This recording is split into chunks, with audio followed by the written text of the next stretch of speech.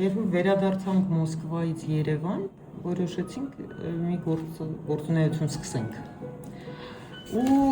գործունեության համար տարածք պիտի գնայինք։ Երբ որ եկանք հասանք մեր այս հիմիկվա ստուդիայի տարածքին, որ վաճառվում էր, հարևանը մեծահասակ պապիկ էր, հարցրեց Նորա ջան, ինչով ես զբաղվելու, ասացի ծրագրավորող եմ ֆրեզերների станոկներ ենք առնելու, անցալնելու է շոուրում։ Այս պապիկը ասեց Նորա ջան, մի ուրիշ կարգին գործ չես իմանում կյանքումդ անել, ասեցի առաջին մասնագիտությամբ կերամիկ եմ։ Ինքը հիացած ասեց դա շատ լավ մասնագիտություն է ու շատ լուռ։ Ասացինք լավ դե որ լուռ է, հիշեցինք որ ժամանակին երազում էինք արվեստանոց ունենայինք ու տենց իմ երազանքը իրականացավ, բացվեց